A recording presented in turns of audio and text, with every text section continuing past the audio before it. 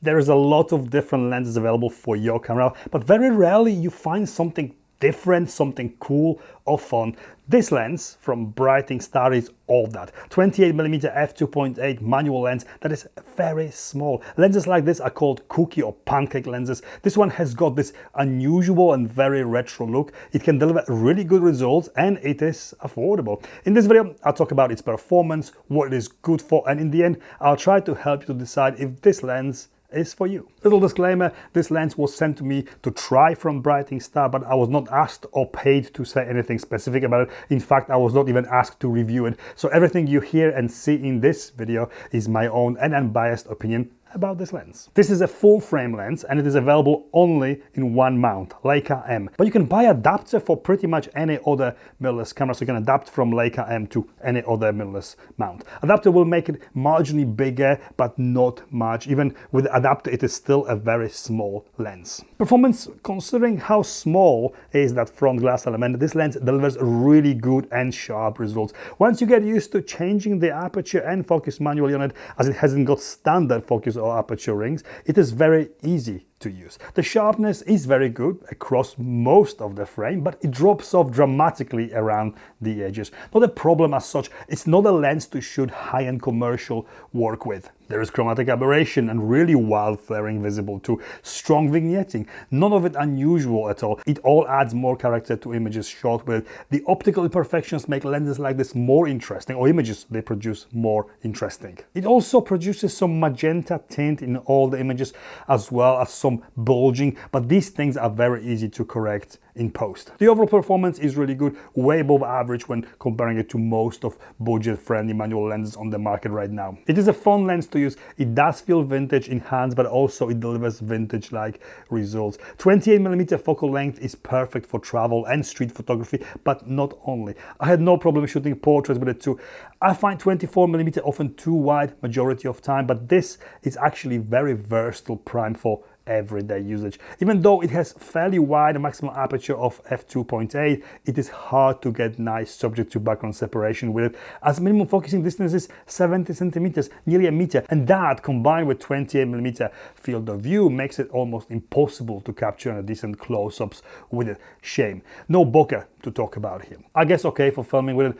The unusual focus ring position can make it a little bit more challenging for sure, but also not easy to buy filters for it. The filter thread is only 25.5mm, so you would have to use telescope or microscope filters with it, I guess. Not easy to buy ND filter for it, if possible at all. There's also a huge amount of focus breathing visible, not a lens for any serious filming with, but okay if you are after that overall vintage vibe. It is far from perfect, but it has really surprised me with the overall performance. Everyday lens that is challenging and rewarding, and the one that you simply have to take for what it is and use it to have fun shooting with it. Concentrate on what's good in it, the sharpness for example, and don't concentrate on shortcomings. Build, first thing you notice is its size. This lens is very small, but despite of its size, it's quite heavy. 125 grams of solid brass. It is made like they used to make them in 60s and 70s. All metal, solid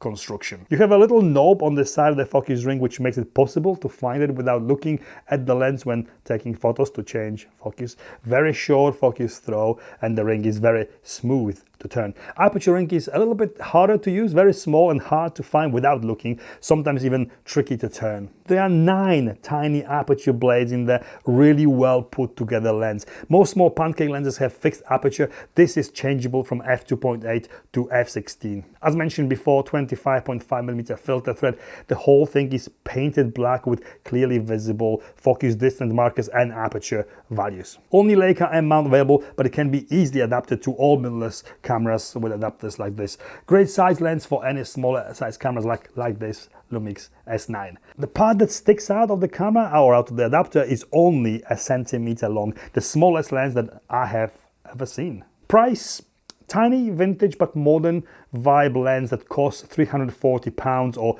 $340. You are paying more for this unique look and its size than the actual optical performance.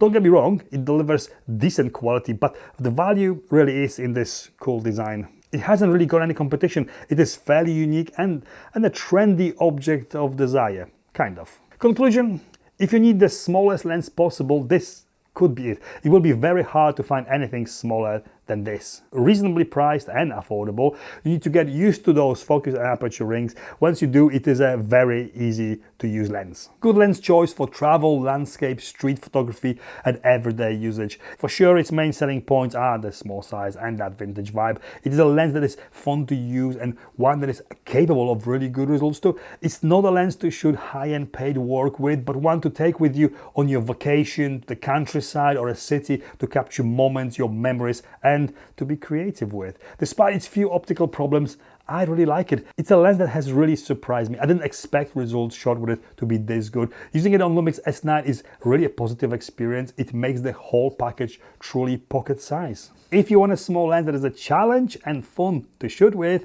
but delivers very rewarding results, then you should totally check this one out. Recommend it. And this is it from me. Thank you for watching, and I'll see you next time.